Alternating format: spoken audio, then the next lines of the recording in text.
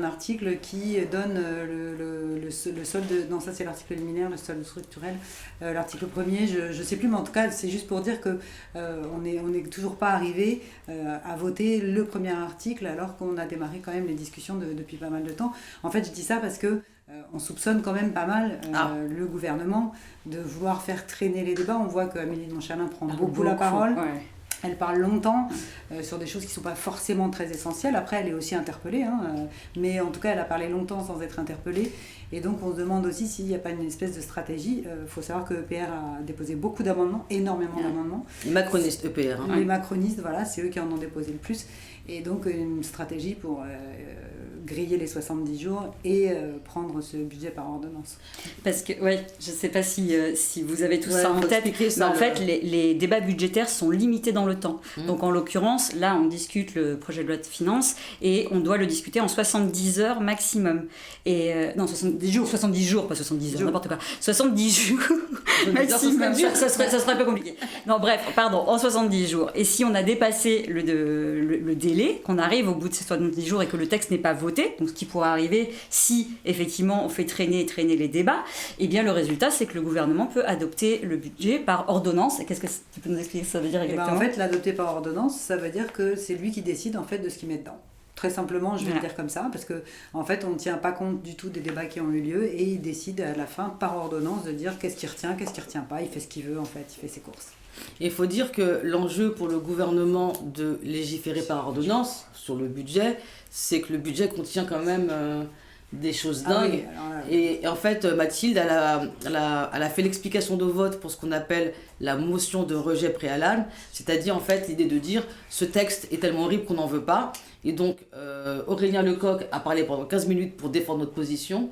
Et toi, tu as fait l'explication de vote sur la motion de rejet. Et donc, est-ce que tu peux nous dire rapidement ce que contient ce budget? Éric Coquerel a parlé d'un budget Frankenstein issu de la commission. Pourquoi et qu'est-ce qu'il contient d'horrible? Ce budget, il est horrible en tout point. Déjà, c'est un budget, comme d'habitude, qui veut réduire les dépenses alors qu'on est déjà complètement à l'os dans les services publics et qu'on a besoin, au contraire, d'injecter beaucoup d'argent dans les services publics. Et puis, augmenter les recettes un petit peu, un tiers, donc réduire les dépenses de 2 tiers, augmenter les recettes d'1 tiers, mais sur le dos des précaires, des malades, des retraités. Et bien entendu, on ne touche pas aux plus riches. Donc il y a la reconduction d'une contribution sur les hauts revenus, mais qui est divisée par 2 par rapport à l'an dernier. Enfin vraiment des gestes juste pour se donner un peu de bonne conscience, pour faire un peu de charité. Mais un refus très net de la taxe Zuckman, dont vous avez certainement entendu parler, à savoir donc faire payer aux riches, en fait, aux très très très très riches, ce qu'ils devraient payer normalement s'ils ne planquaient pas tous leurs revenus dans des holdings, dans de l'évasion fiscale et de l'optimisation fiscale comme ils savent bien faire, quoi. Et ce budget, en plus, il a pris une tournure aussi et qui est très grave, pour moi, très alarmante et très préoccupante, d'extrême droite, c'est-à-dire qu'il y a des mesures dedans qui sont clairement des mesures xénophobes, qui consistent à augmenter de façon inconsidérée le timbre, les droits de timbre pour les demandes de nationalité, pour les demandes de carte de séjour, et puis qui excluent par exemple des APL les étudiants étrangers. Enfin, il y a vraiment des relents extrêmement nauséabonds dans ce budget. Et donc voilà, c'est vraiment un budget de l'horreur et c'est pour ça qu'on a déposé une motion de rejet qui veut dire nous on n'en veut pas, on ne veut même pas le discuter, c'est même pas la peine, on sait très bien qu'on n'arrivera à rien avec ça, donc on n'en veut pas. Voilà. Oui, parce que depuis le début, il faut perdre du temps en fait. Nous on était pour la censure, mais là on recommence en nous faisant perdre du temps, c'était le sens de la motion de rejet. Anne, en fait, alors oui, petite explication quand même, c'est que là en fait c'est la première partie. C'est la partie recette, donc c'est les prélèvements obligatoires et la fiscalité. Donc d'où il y aura la fameuse taxe Zuckman. Bon alors, le budget s'est fait quand même l'objet de négociations et il se trouve qu'on a appris que certaines négociations secrètes avaient eu lieu aujourd'hui entre Gabriel Attal, l'ancien Premier ministre macroniste, le Parti Socialiste, les Verts, et il me semble qu'il y a aussi le Modem Elliott. En tout cas, nous, on vous assure, on ne fait pas partie de tout ça. On voulait censurer ce gouvernement et on pense que ce budget est pourri, donc d'où la motion de rejet qu'on a déposée. On n'est pas là-dedans, on n'y croit pas. Et au contraire, on pense que le gouvernement essaye de gagner du temps. En tout cas, on verra leur stratégie. Anne, peut-être un grand absent L'écologie ? Ou un grand absent habituel du budget et des préoccupations budgétaires. Justement, j'avais bien envie de vous en parler. Effectivement, d'ailleurs, tu parlais des négociations secrètes. Moi, je trouve ça ahurissant que les Verts, par exemple, soient à la table des négociations, puisque là, il s'agirait de se mettre d'accord d'une manière ou d'une autre, à atterrir sur un budget, comme ils disent, avec les macronistes. Nous, comme disait Nadège, on ne participe pas à ça parce qu'il n'y a pas d'arrangement possible, en fait, avec les macronistes et avec ce budget, qui est effectivement aussi, même si on en parle peut-être moins, un budget anti-écologique, dans le sens où, nous, ce matin, par exemple, en commission du développement durable, on auditionnait justement les ministres de la transition écologique, et ce qui est flagrant, c'est qu'ils sont là, tout contents, avec leur budget, en disant en gros, comparé au marasme général, parce que vous savez qu'il y a des coupes budgétaires partout, eh bien, l'écologie, le budget reste stable. Sauf qu'en fait, à l'heure où nous parlons, où le secrétaire général de l'ONU a dit avant-hier que c'est mort, on ne pourrait pas atteindre la limite des plus 1,5 degrés, par exemple, avoir un budget qui stagne à un niveau si bas pour l'écologie, c'est juste criminel, en fait. La réalité, c'est qu'il faudrait investir des milliards et des milliards. Nous, d'ailleurs, dans le contre-budget qui a été proposé, on a dit qu'on investirait 50 milliards par exemple la première année, et même des économistes par exemple comme Pisani-Ferry qui avait travaillé pour Emmanuel Macron, avec Emmanuel Macron, lui disait qu'il faudrait, je ne sais plus du chiffre exact, mais c'était autour d'une trentaine de milliards par an, simplement pour essayer de rentrer dans nos objectifs écologiques, quoi. Donc là on est très très loin du compte, et je termine avec une petite parenthèse sur la taxe Zuckman dont on va sûrement débattre demain, je pense, dans les débats. Vous en avez entendu parler, c'est une taxe qui vise à taxer à 2% les plus hauts patrimoines, mais c'est vraiment très très haut, hein, vraiment les plus riches, c'est au-dessus de 100 millions. Donc vous imaginez bien que ça ne concerne pas grand monde. Et bon, ça, ils sont vent debout contre chez les macronistes, chez le Rassemblement national, la droite, etc. Mais moi, je voudrais rappeler aussi que c'est aussi une taxe de justice écologique en réalité. Parce qu'il ne faut pas oublier que, par exemple, si vous prenez 50 milliardaires, ils polluent autant que 1,3 milliard de personnes dans le monde. C'est absolument colossal. Et monsieur Bernard Arnault, par exemple, il émet 1200 fois plus de CO2 que vous ou moi par an. Donc c'est juste insupportable qu'on ne demande rien à ces gens. Et je rappelle que Bernard Arnault, par exemple, il a gagné 16 milliards en une journée il y a quelques jours de ça. On l'applaudit. Enfin, c'est lunaire, mais on ne peut pas leur demander de faire d'efforts, alors que ce sont aussi les plus gros pollueurs. Et donc, ils devraient participer à la bifurcation écologique dont on a besoin. C'est tout l'inverse qui est fait aujourd'hui. Et juste une dernière chose, s'ils polluent autant, en fait, c'est parce que justement leur patrimoine financier, celui qu'on veut taxer avec la taxe Zuckman, ils l'investissent dans les industries polluantes. C'est pour ça qu'ils ont une telle empreinte écologique.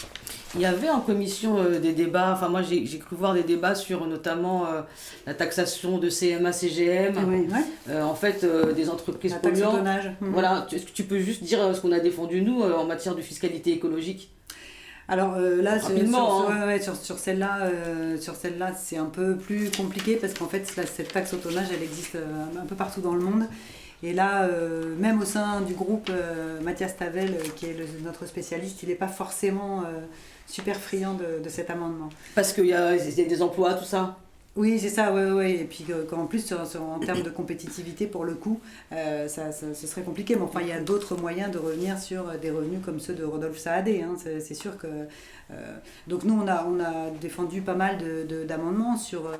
la taxe sur le kérosène, sur le diesel qui ne sert ni à l'agriculture, ni à, je sais plus, enfin, en tout cas à des filières productives. Donc on a défendu pas mal d'amendements, mais qui n'ont aucune chance de passer à chaque fois. Alors il faut savoir que dans le budget recette, la partie 1, on ne peut pas non plus avoir une thématique écologiste très large, en fait. C'est en termes de taxation. Oui, c'est la fiscalité. Voilà, c'est ça, c'est de la fiscalité. Donc voilà, on a défendu diverses... Là, je ne les ai pas forcément en tête toutes, mais de toute façon, il n'y en a aucune qui passe. Dès qu'on commence à parler écologie, c'est impressionnant. C'est absolument pas entendu, quoi. Et donc, ce qu'on a vu en commission, c'est l'alliance, finalement, entre le Rassemblement national et le socle commun. Ouais. Alors que le RN se targue d'être un opposant à Macron. En fait, c'est quoi qu'est-ce qu'ils défendent là-dedans, là ? Parce que, en fait... nous, ce qui nous a surpris, c'est l'année dernière, Tanguy, il n'était pas du tout. Donc Tanguy, qui est le chef de file du Rassemblement national en commission des finances, Jean-Philippe Tanguy, donc il était sur une ligne qui était moins néolibérale, un peu plus populiste, etc. Et là, on a vu le virage Bardella à 180 degrés, hyper libéral, donc ils abandonnent complètement les classes populaires, ils votent toutes les réductions d'impôts pour les sociétés, etc. Ils ont pris un virage vraiment, en fait, ils défendent le même monde, tout simplement. Sur l'immobilier, sur la taxation des plus riches, ils ont voté contre Zuckman, ils ont voté vraiment main dans la main avec les macronistes. Oui, en fait, c'est le Rassemblement national, c'est le macronisme avec le racisme en plus. Et en fait, ils veulent absolument rien remettre en cause du monde dans lequel on vit, si ce n'est se dire les blancs iront mieux si on retire aux noirs et aux arabes, quoi. Je résume un peu rapidement, mais en tout cas, il n'y a aucune ambition de sortir de ce monde-là. Non, absolument pas. Et puis ce qui est vraiment flippant, c'est qu'on voit que la droite républicaine se rapproche du coup, et même dans le budget, parce que là, les mesures dont je parle, le droit de timbre, etc., c'est dans le budget, c'est même pas des amendements qui arrivent et tout. Ce budget, il a été proposé avec des mesures racistes. Donc, et ça, c'est vraiment un virage aussi qui est franchement assez terrifiant. On le verra plus tard, pas dans cette partie du budget, mais il y a aussi les APL supprimés pour les étudiants étrangers. Ça, on le verra plus tard. Oui, tu en as parlé dans ton intervention tout à l'heure. Ça les a fait un peu rager, mais c'est vrai que tu as même dit une phrase, tu as dit des mesures que vous-même, le parti de droite, la droite républicaine n'aurait pas accepté ça avant. Et c'est vrai qu'on voit depuis plusieurs années maintenant, qui court après, que c'était un peu la ligne Retailleau, en fait, de faire ça. C'est aussi la ligne Wauquiez, puisque moi, je me rappelle, au moment de la déclaration de politique générale, on a vu Laurent Wauquiez, et franchement, à l'issue de son intervention, je me suis dit, il part de là, il va faire une ratonnade. Enfin, on est vraiment dans une dérive assez hallucinante. On a du mal à distinguer aujourd'hui entre la droite et l'extrême droite, avec des textes qui proposent par exemple sur une espèce d'inflation pénale, de surpunition des personnes qui sont en CRA, par exemple. Oui. Vraiment, on a à la limite à chaque fois de proposer des textes à la suite de faits divers. C'est vraiment, c'est vraiment très, très réactionnaire. Donc cette semaine, c'est le budget, mais on a aussi eu entre-temps des textes en dehors du budget, et on en a eu un qui a été débattu quand? Jeudi matin? C'est toi, hier matin? Hier matin, on n'a plus la notion du temps. Ouais, carrément. Donc, oui, mais j'ai vu tout à l'heure qu'il y avait des commentaires qui en parlaient au tout début de ce live, et qui mentionnaient notamment l'excellente intervention de notre collègue et amie Sarah Legrain, qui n'est pas là ce soir, mais qui a défendu donc pour nous l'inscription dans la loi de la définition pénale du viol. Et c'est de la je vais y arriver, qui inscrit dans la loi le consentement, la notion de consentement dans la définition pénale du viol. Et ça, c'était une énorme victoire féministe. Je rappelle qu'en plus, nous, c'était un texte justement qu'on avait porté dans notre niche parlementaire l'année dernière. À l'époque, elle avait été rejetée en commission. Là, du coup, elle est passée dans une autre version issue des travaux d'une mission d'information, et donc, du coup, qui a été adoptée hier dans l'hémicycle à une large majorité. Le Rassemblement national était contre, comme d'habitude, mais c'est une avancée hyper importante, parce que jusqu'ici, ce qui était dans la définition du pénal, donc du viol, c'est-à-dire pour dire qu'il y avait potentiellement eu viol, il fallait notamment qu'il y ait eu violence, contrainte. Alors la contrainte, c'est soit physique, soit morale, psychologique. Violence, contrainte, menace ou surprise. Or, en fait, il y a des tas de situations qui ne sont pas couvertes par ces termes-là, et donc justement, maintenant, il faut que la personne, l'auteur, se soit assuré du consentement de la victime, qui doit être éclairé et libre, et qui peut aussi être révocable, c'est-à-dire qu'on peut changer d'avis, un oui au départ peut se transformer en non ensuite, et ça doit être respecté, sinon, justement, ça peut être, ça rentre dans la définition pénale du viol. Et donc, c'est vraiment une avancée majeure, parce que jusqu'ici, il y avait vraiment tout un tas de situations qui étaient pas considérées. Par exemple, le fait, parce qu'il fallait du coup s'être débattu, en quelque sorte, pour montrer le non-consentement, alors que dans bien des cas, la victime peut être tout simplement sidérée, ne pas savoir comment réagir, ou bien être dans une situation d'emprise psychologique ou matérielle. Elle peut être aussi, par exemple, en situation de domination. C'est même très très fréquent, par exemple, quand c'est l'employeur, par exemple, qui s'humilie qui fait une agression sexuelle ou un viol, il faut bien rappeler quand même que dans plus de 90% des cas, les victimes connaissent leur agresseur. Hein. On a toute la culture du viol en fait qui nous raconte tout un espèce d'imaginaire collectif avec le violeur au coin du bois, le violeur qui serait la figure de l'étranger. Hein. Ça c'est la grande thèse du Rassemblement national, de l'extrême droite, même de la droite d'une manière générale, alors qu'en réalité, encore une fois, dans l'immense majorité des cas, plus de 90% des cas, les femmes, c'est souvent les femmes, les victimes, connaissent très bien leur agresseur, et même une fois sur deux, c'est en réalité le conjoint ou l'ex-conjoint. Donc voilà, là on arrive vraiment à une définition qui va être beaucoup plus protectrice pour les victimes, d'autant qu'on a réussi à ajouter la question de tenir compte des circonstances. Ça revient justement aux relations de pouvoir, parce qu'il y a toutes les questions justement des femmes par exemple très précarisées, racisées, en situation comme je disais alors d'infériorité par exemple dans l'emploi ou autre. Il y avait Pardon ? Le handicap aussi. Le handicap, les femmes psychiatrisées aussi, enfin toutes ces formes une forme de faiblesse qui peut être utilisée justement pour imposer un acte sexuel à une victime. Et comme Sarah le faisait très bien remarquer dans son intervention, il y a par exemple le cas qui nous fait encore tous honte du ministre de la Justice, Monsieur Darmanin, qui avait reconnu justement avoir usé en fait de sa position pour obtenir des faveurs sexuelles, comme il dit pudiquement. C'est-à-dire, en gros, il avait fait miroiter le fait de pouvoir aider une femme qui avait besoin d'un logement si elle accédait à ses demandes. Donc ça, par exemple, c'est une façon de forcer quelqu'un, même si il n'y a pas menace, violence, surprise, etc. En fait, ça, c'est une situation de supériorité qui met la victime en position de faiblesse et qui peut se retrouver, du coup, qui est victime d'agression sexuelle ou de viol dans ces circonstances-là, maintenant, tel que c'est écrit dans le droit, grâce à cette évolution majeure. Très bien. Ça va, j'ai répondu à peu près à l'ensemble. Écoutez l'intervention de Sarah. Ceux qui ne l'ont pas fait, je vous assure, vous ne le regretterez pas. Et moi, je vais vous quitter parce que la séance va reprendre à 21h30. Dans une heure, il faut manger. Et il faut que j'aille me poser un petit peu et il faut que j'aille manger. Donc, merci beaucoup. Merci beaucoup, Mathilde. Et je voudrais juste préciser, avant que tu t'en ailles, tout à l'heure, on a dit que tu étais une de nos chefs de file sur ce texte. Je ne sais pas si vous savez ce que ça veut dire. En réalité, nos chefs de file, c'est ceux qui travaillent le texte plus que tout le reste du groupe pour permettre justement le bon déroulé des débats. C'est eux qui travaillent tous les amendements et qui, par exemple, travaillent les propositions de position de vote, c'est-à-dire qu'ils nous disent alors ça surtout pas, ça oui, etc.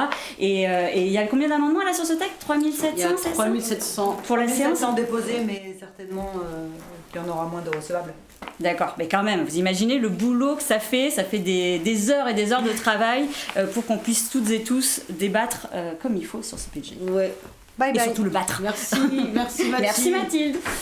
Alors on va recevoir notre deuxième chef de file sur le budget, oui, qui est Claire Lejeune, qui je pense est en train de manger. Elle nous rejoindra après. Et moi en attendant, je voulais vous parler de la polémique du week-end dernier qui a concerné notre collègue Iman, qui est membre de la coordination des espaces et notamment en charge dans le cadre de la bataille des idées de l'antiracisme. Il se trouve que le 17... Attends, c'était quelle date ? C'était pas le 17 octobre ? Le 16 octobre. J'ai assisté à Clichy à un meeting en fait qui venait d'une certaine manière commémorer les 20 ans de la mort de Zied et Bouna qui sont morts à Clichy-sous-Bois poursuivis par des policiers. Et donc on a fait une réunion publique, un meeting qui a réuni plus de 300 personnes en présence de Jean-Luc Mélenchon, de Jérôme Le Gavre évidemment qui est député de Clichy-sous-Bois, et puis Iman qui est intervenu, et évidemment aussi Neza qui est notre chef de file là-bas pour les élections municipales, Neza Barandi.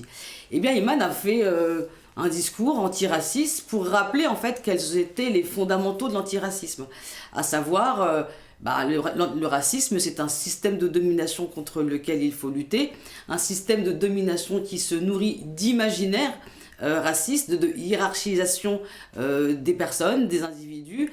La race, c'est une question sociale, en fait, la race c'est quelque chose de fabriqué. Elle a rappelé comme ça quelques fondamentaux. Et donc, je sais pas, le temps qu'on lance la vidéo qui a mis le feu aux poudres, donc elle a fait un discours tout à fait normal. Et donc, il y a un tweet qui est apparu sur les réseaux sociaux. Et le tweet disait « Nous ne sommes pas moins français que celui dont la seule gloire est d'être né blanc. Jamais le peuple français ne sera réduit à une lignée de sang à la culture sclérosée. Nous sommes chez nous. » Et donc ce tweet a généré ce qu'on appelle une espèce de shitstorm, évidemment, dans la fachosphère. Et donc, Iman, antiraciste, il y a eu une inversion accusatoire, a été accusée de racisme anti-blanc, alors que ce qu'elle dit, c'est juste que, écoutez, être blanc, c'est le fait du hasard. Et donc, je pense même que le fait de dire blanc, oui, c'est ça. C'est ça, en fait, de dire blanc, ça a suscité des réactions, je crois, de Julien Audoul, qui est en fait député Rassemblement National, condamné dans l'affaire les emplois fictifs. Ah oui, c'est ça, oui, tout à fait. C'était un emploi fictif. Oui. Voilà, il a été condamné, je crois qu'il fait appel, mais en tout cas, voilà. C'est lui qui avait, je crois, lors d'un conseil régional, pointé du doigt une personne qui était dans le public, femme voilée dans le public. Donc, shitstorm aussi Damien Rieu, F de Souche, le JDD, et puis il y a eu des youtubeurs d'extrême droite qui ont fait une espèce d'analyse du discours d'Iman qui est somme toute le b.a.-ba de l'antiracisme politique. Et donc je ne sais pas si on peut lancer la vidéo d'Iman et vous allez faire une petite leçon d'antiracisme.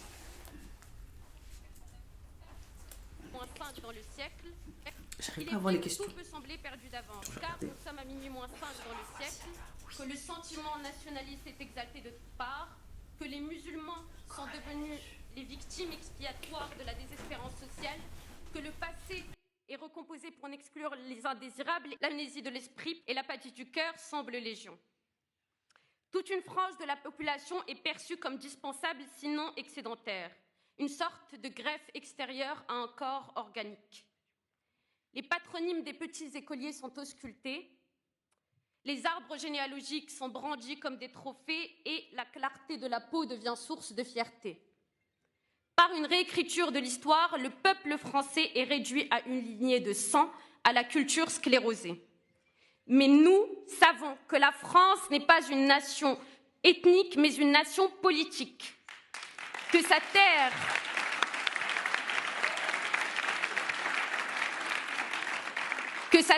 est un creuset d'immigration dont les ancêtres ne sont pas plus les Gaulois que les Francs, les Burgondes, les Wisigoths, les Alamans, les Juifs, les Arabes, les Vikings, les Roms et tant d'autres encore. Que sa langue est une langue romane qui emprunte bien plus de mots à l'arabe qu'elle en emprunte au vocabulaire gaulois. Et nous savons par-dessus tout que nous n'avons pas à nous justifier de notre présence, car nous ne sommes pas moins français que celui dans la seule gloire. Nous ne sommes pas moins français que celui dont la seule gloire malheureuse est d'être né blanc. Vidéo terminée, ouais. Donc voilà, en fait on voulait inviter Iman, mais elle n'a pas pu venir aujourd'hui. Donc en fait j'ai un peu échangé avec elle, je lui ai dit mais à ton avis, qu'est-ce qui a fait câbler tous ces gens? Et elle me dit une chose qui est assez intéressante. Elle me dit d'abord que j'utilise le terme blanc. Et donc le fait que blanc, oui, c'est pas universel en fait. Donc à chaque fois en fait le problème des racistes, c'est que en fait le référentiel part d'eux. Ouais. Et donc le référentiel part des blancs. Et c'est vraiment, il y a eu, en fait, elle a eu plein de messages lui disant remigration, retourne dans ton pays. Voilà, enfin, c'est vraiment ce qu'elle a eu. Et donc en fait, voilà, de laisser entendre que en fait tu es blanc par le hasard et que tu es français par défaut, c'est ça qui a complètement fait vriller. Et puis en plus elle a une manière de parler qui est, voilà, en fait ça claque en fait, dans son intervention. Moi c'est la première fois que je l'entendais, je trouvais ça vraiment assez impactant, assez fort. Et le fait qu'elle rappelle aussi que c'est pas le droit du sang en fait. Donc l'idéal français, alors évidemment c'est un idéal, hein, on n'est pas arrivé à nos objectifs, mais c'est que c'est pas le droit du sang en France. Et on voit en fait ces dernières années, C'est pour ça qu'aujourd'hui, moi, je préfère parler de suprémacistes, parce que les gens qui ont réagi à Iman, c'est vraiment ce que j'appelle des suprémacistes blancs. En fait, d'abord, qui ne veulent pas qu'on parle de blancs, en fait, qui ne veulent pas qu'on les désigne, et qui, en plus, pensent qu'ils donnent le là, et qui pensent que le fait d'être blanc leur donne un droit particulier. Et puis, ce qui a aussi fait bugger, c'est quand elle parle de culture sclérosée. Bah oui, on considère que la culture sclérosée, c'est le repli identitaire, soi, le repli sur soi. Non, même pas sur soi, c'est sur... Voilà, d'ailleurs, le repli sur quoi? Sur parce quoi, que... je sais pas, une idée, des pseudo-traditions, moi je trouve ça n'a aucun sens. Voilà, et puis évidemment, on demandera à Iman de revenir, hein, quand même, de parler de tout ça, et de nous faire un point sur ça doit être quoi l'antiracisme aujourd'hui dans le contexte dans lequel on est. Mais évidemment, comme elle s'appelle Iman, beaucoup de racisme et de misogynie, avec le fameux emploi du terme beurette qui revient tout le temps. Et le terme beurette, on sait, c'est une manière de sexualiser les femmes d'origine maghrébine. C'est tout le temps, en fait, ce qui revient. D'ailleurs, c'est dans la bouche des racistes, dans les mots des racistes. Ouais. C'est systématique, le rapport à la sexualisation, la misogynie. C'est toujours à peu près la même chose. Donc voilà, donc c'était un petit point. Je vous invite à suivre. Alors, vas-y, je te laisse. Je voudrais juste ajouter, parce que ça me rappelle une anecdote, alors rien à voir avec la violence qu'a subie Iman, mais c'était quand tu parlais du fait qu'en fait c'est le simple fait de mentionner la domination blanche, en fait, en disant les blancs, que ça fait vriller tout le monde. Il se trouve que mercredi, en commission du développement durable, on recevait Jean Castex, vous savez, l'ancien Premier ministre. Alors je sais pas si vous avez suivi, mais ce monsieur, il a été un coup à la tête d'une agence dont je vous épargne les fonctions, enfin bon, bref, lui il a pas trop eu à traverser la route, ou à peine, hein. Macron lui a filé tout de suite un job.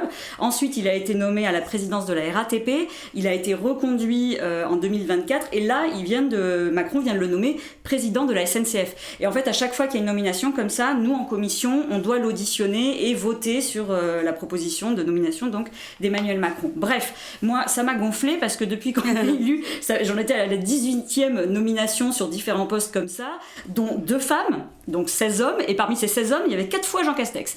Donc, ça commençait à m'énerver, parce que là on voit vraiment la République des copains, quoi, hein, le fait qu'on recycle les potes qui ont des boulots prestigieux, donc en plus là pour diriger des services publics français, alors qu'avant ils ont été donc à l'exécutif, hein, puisqu'il était Premier ministre, etc. Et du coup, dans mon intervention, j'ai terminé en disant que moi qui critiquais tout le temps la politique écologique de la Macronie, je me devais de reconnaître que en termes de recyclage, alors attends, comment je dis ça, de recyclage d'hommes de pouvoir blancs issus du même milieu politique, les résultats étaient là. Alors là, mais tollé, et c'est quand j'ai dit blanc. Oui, parce que le reste passait. Ouais, il y a eu un espèce de tollé sur les rangs, donc bien sûr du RN, hein, mais de la droite, même Macronie, ça a été un bazar. Je me suis fait couper le micro, ça m'était jamais arrivé. En commission du développement durable, c'est plus tu t'es fait couper le micro de ça? À la fin, parce qu'en fait, j'avais un tout petit peu débordé de la minute qui m'était accordée, mais d'habitude. Ils avaient peur que. Ils avaient peur que tu j'ai pas pu finir ma phrase, la préface suivante. Mais c'est pour dire, même moi, en fait, ça m'a surprise que ça soit à ce point-là, et c'était vraiment ça. C'est-à-dire qu'en fait, alors que c'est la réalité, c'était tous ces hommes de pouvoir blancs là qui se partagent les postes, c'est une réalité. Et le fait d'avoir dit ça, ça fait vriller tout le monde, quoi. Non, mais en fait, mais en plus, le pire, c'est que maintenant, c'est pas seulement les gens de droite, hein, parfois, qui sont un peu choqués. J'ai l'impression que on n'a pas le droit de dire blanc, quoi. D'ailleurs, je me souviens du sketch de Fari, là. Fari avait fait un sketch à une soirée j'allais dire des Louis d'Ornans, c'est quoi les prix pour le théâtre, là? Les Molières. Ouais. Il avait un sketch qui s'appelle Salut les Blancs. Mais en fait, pareil, le tollé, et du coup, les gens étaient un peu gênés et tout, machin, tout ça.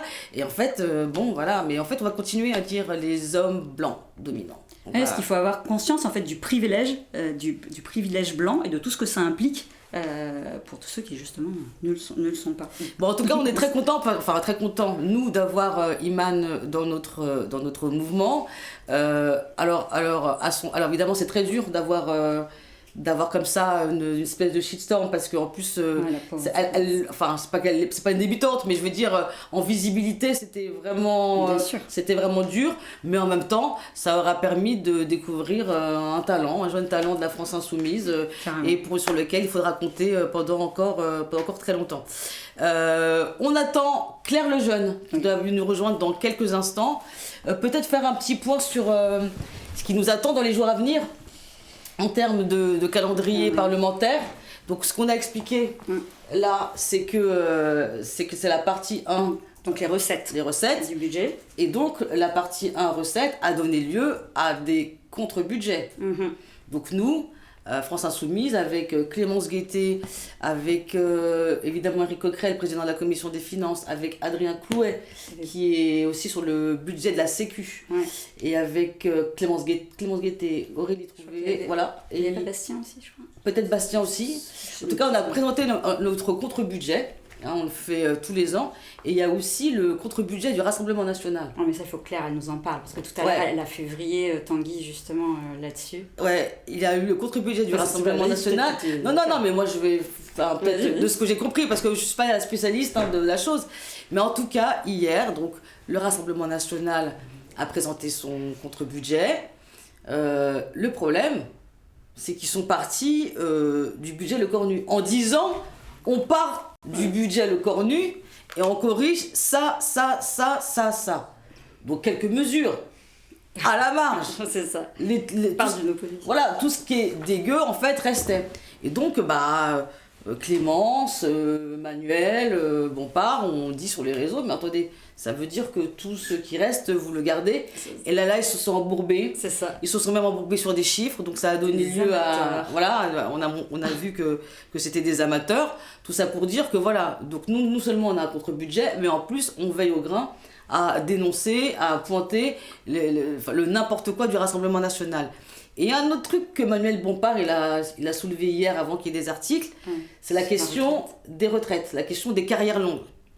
Donc, en regardant la lettre rectificative au budget de la Sécu qui est arrivée et donc qui fait repartir le délai dans lequel on doit examiner ce budget. Le budget de la sécurité sociale. Le budget de la sécurité sociale. En fait, il y a plein de trucs en même temps. Et c'est pour le budget de la sécurité. Parce qu'en fait, là, le budget de la sécurité sociale va être examiné en commission en parallèle du budget de l'État. Bon, bref. Mais sauf qu'en fait, il y a eu la semaine dernière une polémique. Est-ce que la suspension décalage va être amenée dans le budget de la Sécu, donc, par amendement ou par une loi parallèle. Donc c'est ni l'un ni l'autre. Finalement, le gouvernement a mis une lettre rectificative au budget initial de la sécurité sociale. Et dans cette lettre rectificative, il y aurait la suspension décalage, la suspension bidon. Mais ils expliquent que ça serait compensé par 400 millions... Ouais, 300 millions, je sais plus. 400 millions, ouais. 400 millions en global. Et du coup, en fait, en faisant des additions, des soustractions, Manuel Bompard, le matheux, s'est dit, mais attendez, il manque des millions là. Comment ça se fait? Comment ça va se passer? Les millions qui manquent, c'est parce que en fait, tous les gens qui ont des carrières longues, donc qui ont commencé avant 14, 16, 21 ans, ceux qui sont dans l'année 65, ils ne bénéficieront pas de ce fameux décalage de 3 mois. Et donc, c'est ce qu'a découvert Manuel Bompard hier. C'est marrant parce que dans la boucle du groupe, il nous a dit « Ouais, je crois que j'ai découvert un truc au passage. » Et le lendemain, on voit quoi? Dans la presse, dans Le Parisien, on voit que Le Parisien confirme que les carrières longues ne seront pas concernées par le fameux décalage de la réforme des retraites. Donc en fait, depuis le début, c'est de l'enfumage. Oui, surtout les carrières longues, qu'on soit bien clair, c'est ceux qui ont commencé à travailler plus tôt. Oui. C'est vraiment une honte, quoi. Parce que comme quoi, vraiment, cette histoire de suspension qui est juste un décalage de 3 mois, c'est juste une arnaque du début jusqu'à la fin, comme on le dit depuis le début, et ça ne vaut certainement pas le fait d'accepter tout ce budget absolument catastrophique. Oui. Est-ce que je peux faire un petit truc un peu backstage pour raconter les coulisses de l'Assemblée, parce que tu voulais parler tout à l'heure un peu de notre agenda. En fait, c'est pas évident à expliquer, je vais essayer. Donc, comme vous disait Nadège, là, actuellement, nous discutons de la partie recettes, donc la première partie du budget général du pays en hémicycle, d'accord ? Avant, il a été discuté en commission des finances, maintenant, il est en hémicycle. Pour vous donner une idée, les heures des débats, c'est quand on siège en hémicycle, c'est de 9h à 13h, de 15h à 20h et de 21h30 à minuit. Ça, c'est comme ça tous les jours où on siège en hémicycle. Et sauf qu'à partir de la semaine prochaine, en parallèle, les copains qui sont en commission des affaires sociales, ils vont discuter le budget de la sécurité sociale, qui va être donc d'abord discuté en commission des affaires sociales, puis quand ce sera fini, ça sera débattu aussi en hémicycle, donc je sais pas, dans 15 jours, enfin je crois que c'est après qu'on ait fini le projet de loi. L'hémicycle, le budget de la sécu, c'est le 4 novembre. 4 novembre, voilà, il arrivera en hémicycle. Mais donc avant ça, il est discuté en commission des affaires sociales, et dans le même temps, dans toutes les commissions thématiques de l'Assemblée, on va discuter de la deuxième partie du budget, c'est-à-dire les dépenses qui sont classées par thématique en fait, pour le dire vite. Par exemple, en commission du développement durable, on s'occupe du budget pour les transports, pour l'écologie en général, la préservation de la biodiversité, etc. etc. Le budget d'éducation. L'éducation, c'est en affaires culturelles et l'éducation. Il y a Claire qui est arrivée, trop bien. Je termine juste ça. Voilà, donc tout ça, ça va se passer en même temps, sur les mêmes horaires. Donc on va passer pas mal de temps à courir d'une commission à l'hémicycle pour pouvoir assurer les différents votes importants. Et on accueille avec une immense joie Claire Lejeune. Salut. Donc Claire qui est la deuxième chef de file sur le budget, sur le projet de loi de finances 2026. Alors avec Mathilde, on a parlé de ce qui s'était passé en commission, on a parlé du début des débats, de la motion de rejet, on a parlé du fait que c'est en train d'un peu traîner dans les débats, donc quel est le sens, et puis on a parlé aussi du RN, leur contre-budget pourri, leur mal ficelé, donc qu'est-ce que tu peux nous dire de tout ça, des premiers... Je disais que tu avais février Jean-Philippe Tanguy tout à l'heure en hémicycle, en attaquant là-dessus, donc n'hésite pas à détailler. En fait, ces premières heures de débat, elles donnent aussi un peu la température pour ce qui va suivre. Et en fait, déjà, premier truc à remarquer, c'est que déjà en commission, par rapport à l'an dernier, les députés du pseudo-socle commun, ils sont là, voilà. Et même là, les bancs étaient plus remplis que ceux du RN. C'est vrai. Donc, moi, ça m'a étonné que le RN soit aussi peu mobilisé. Mais ça, faudra essayer de l'interpréter aussi au regard de ce qui se passe après. Donc déjà, on a ça comme variante nouvelle. L'autre variante nouvelle par rapport à l'an dernier, c'est qu'on a un RN qui a changé de ligne, où là, clairement, la ligne Bardella, c'est-à-dire une ligne beaucoup plus libérale, beaucoup plus compatible, en fait, avec ce qu'est le macronisme. Ça s'est vraiment installé. Et y compris des députés comme Jean-Philippe Tanguy, qui historiquement sont plutôt ceux qui défendent la ligne la moins libérale au sein du RN, ils se déportent complètement sur ces positions-là. Ce qui fait que ils peuvent voter beaucoup plus facilement avec les députés EPR. Toutes les mesures de justice fiscale. Et comment ils vont justifier parce que Marine Le Pen disait je sens surtout. Comment ils vont justifier leur opposition au budget ? Justement, en fait, moi je pense qu'on en discutait un petit peu là avec les collègues.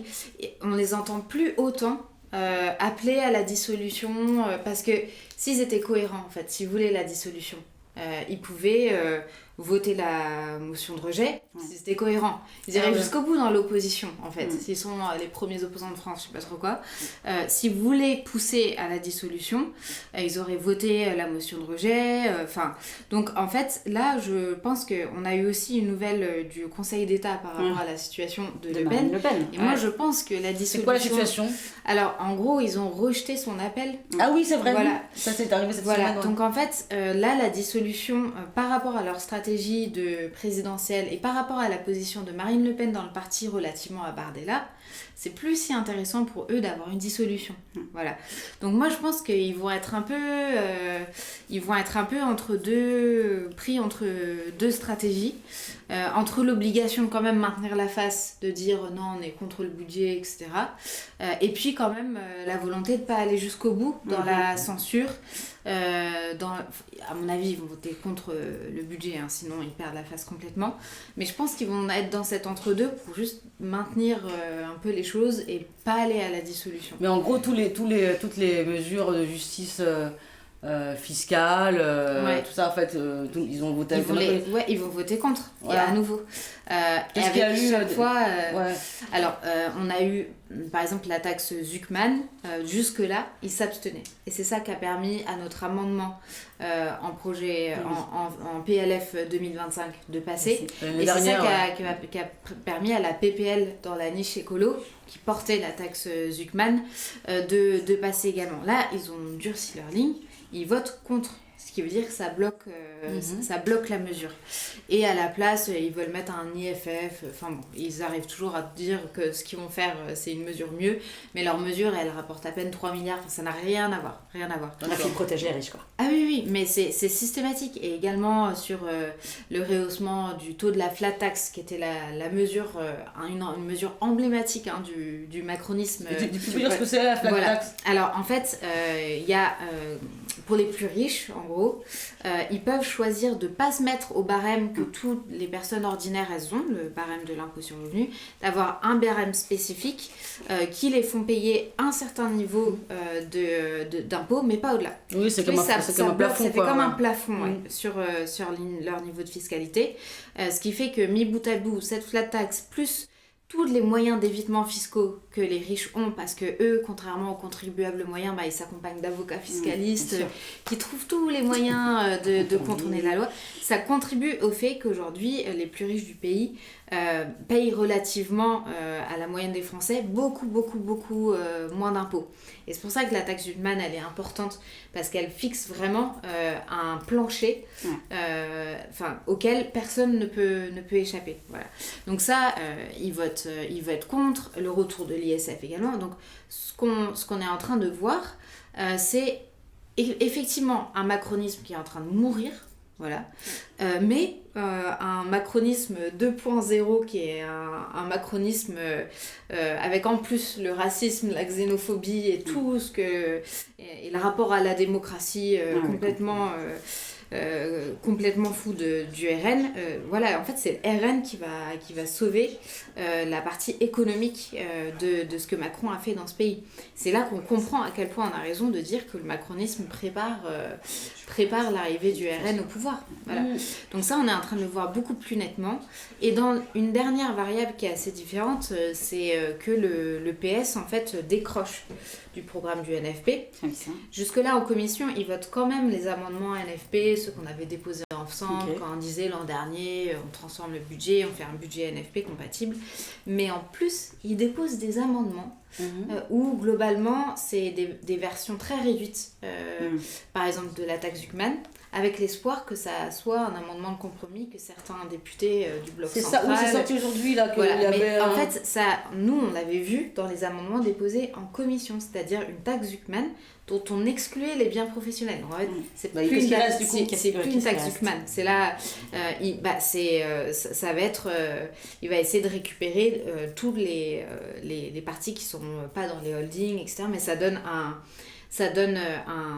niveau... L'assiette est réduite. Ouais, c'est rien. En fait, ça sert même pas... ça sert à rien de l'appeler taxe Zuckman. C'est même plus ça, parce que l'identité et la plus-value de la taxe Zuckman, c'est justement qu'elle brise ce tabou sur les biens professionnels et qu'elle les inclut dans l'assiette. Donc on voit qu'il y a une tentative du PS de trouver des points de compromis avec le gouvernement. D'ailleurs, je pense qu'ils discutent très étroitement avec eux, pour être honnête, pour pouvoir nous vendre des victoires. Mais c'est la fameuse réunion secrète, peut-être. Voilà, c'est la réunion secrète. Donc ils vont essayer, parce que là, le PS ne peut pas avoir la dissolution. Là, ils se font manger, en fait, parce qu'ils ont montré leur vrai visage. Ils sont allés faire des compromis où tous les Français ont compris... Ça fait pas crédible, ça fait pas sérieux, quoi. Ça fait... Non. Mais du coup, nous, il faudra bien qu'on soit attentifs à ça, aux amendements PS qui viennent, en fait, diluer le programme du NFP et qui en sont, en fait, la trahison. Et voir comment se comportent les députés du socle commun. Pour comprendre si effectivement c'est là où moi vraiment ce qui m'agace le plus là, c'est tout ce baratin qui nous sort sur on respecte l'Assemblée. Ah oui, non, ça c'était... Ils sont devenus des grands démocrates, c'est hyper parce que derrière le dos, dans les coulisses de l'Assemblée, ils sont en train de dealer en fait, en cercle restreint, pour nous vendre un budget que le PS pourra accepter de voter. Donc vraiment, ce truc de respect du travail parlementaire, mais vraiment, c'est d'une hypocrisie. Ouais, non, là aujourd'hui, entre le Premier ministre et la ministre du Budget, la ministre Montchalin, c'était vraiment, on se met à votre disposition, on va débattre, etc. Alors que déjà, au moment où il y avait, c'était entre le moment où le Cornu 2 et puis le gouvernement a été nommé, on avait le Premier ministre, qui discutait, qui donnait des pistes budgétaires dans ces négociations.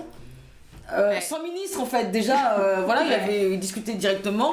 Ensuite on a eu le président de la République qui a reçu les partis pour parler du gouvernement et du budget, et là ils viennent nous dire machin tout ça, alors que on nous a expliqué, on a très bien expliqué nous à plusieurs reprises à travers nos porte-parole, que tous les moyens parlementaires existent pour ne pas avoir pour éviter 49.3, pour que la pour renvoyer au CMP, pour faire des ordonnances. D'ailleurs, on a eu un exemple cette semaine, puisque sur le report des élections au Kanaki Nouvelle-Calédonie, ils ont voté une motion de rejet sur leur propre texte, pour que ça aille au CMP et que soit débattu en commission mixte paritaire, en petit cercle.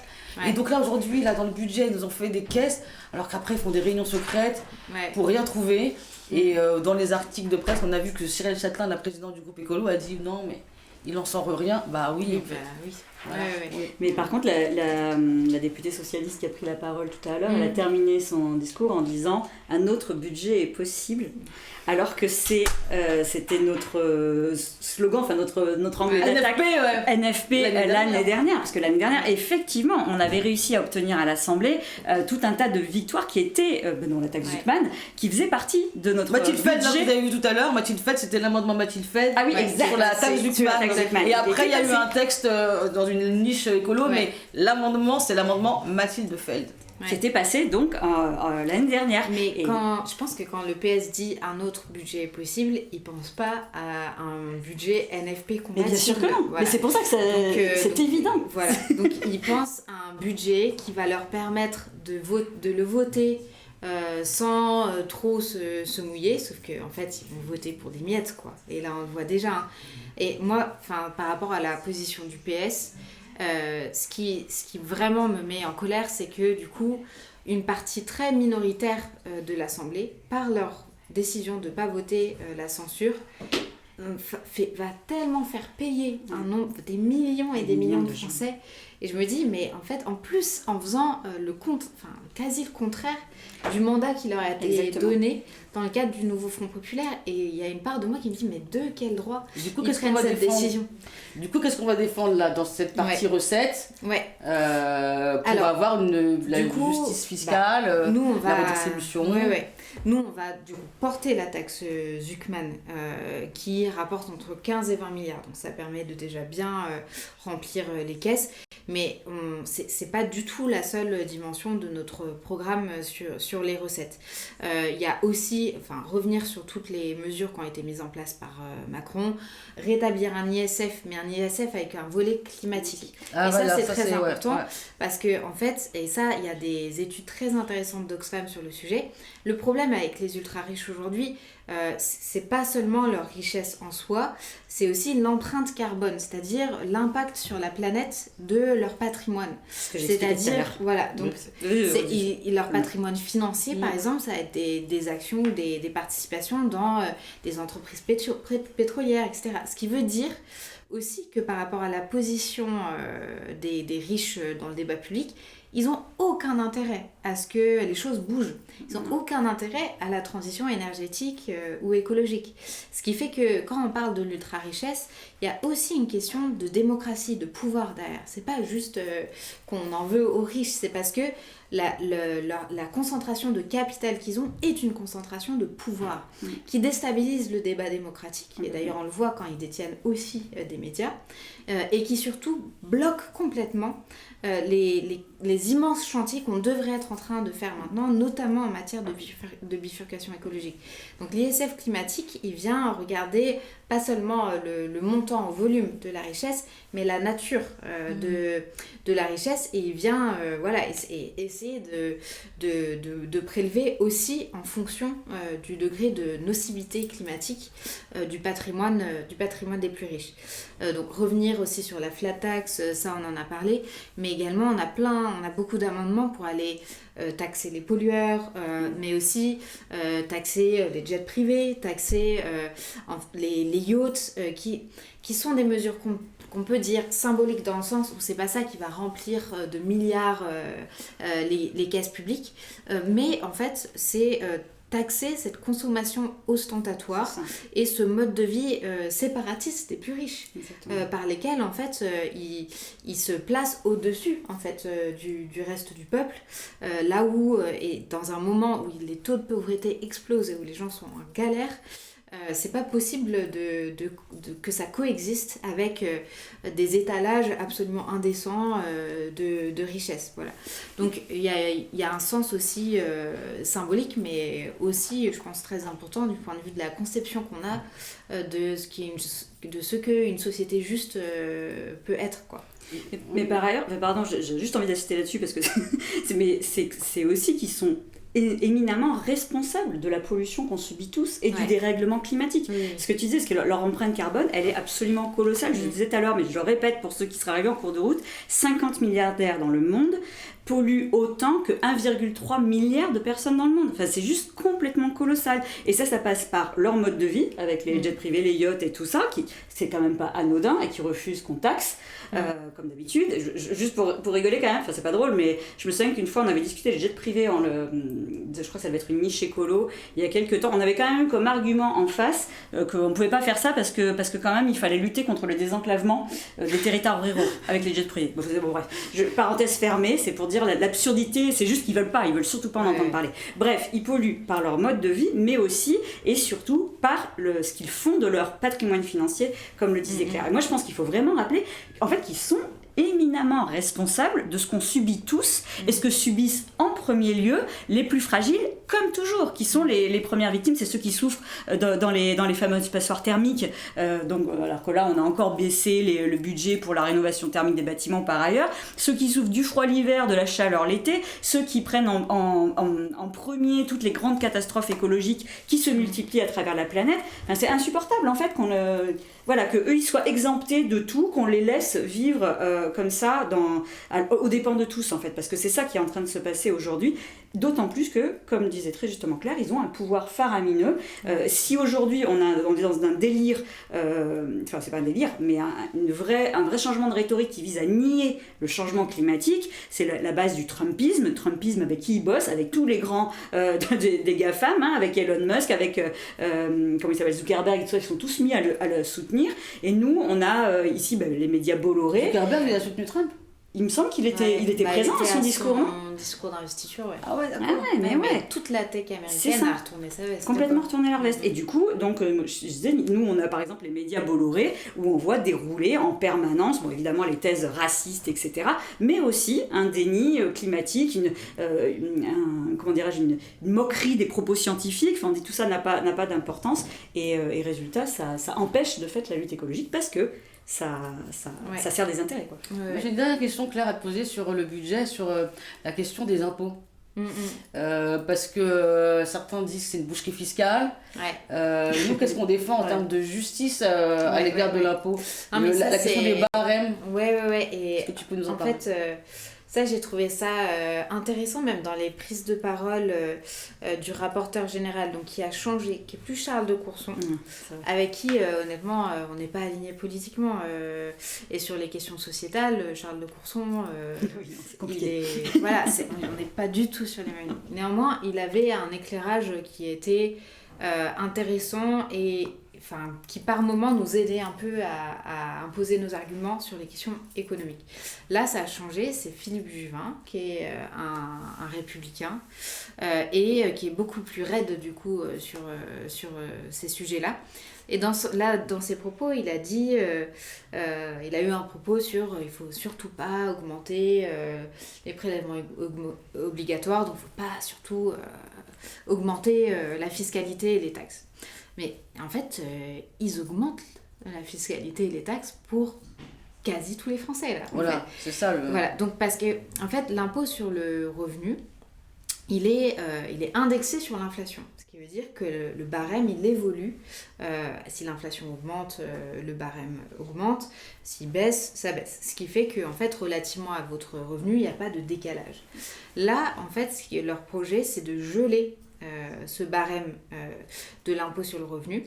Et l'incidence, c'est que ça va faire basculer déjà 300 000 personnes qui n'étaient pas imposables. Ouais. Ça va les faire basculer dans la première tranche.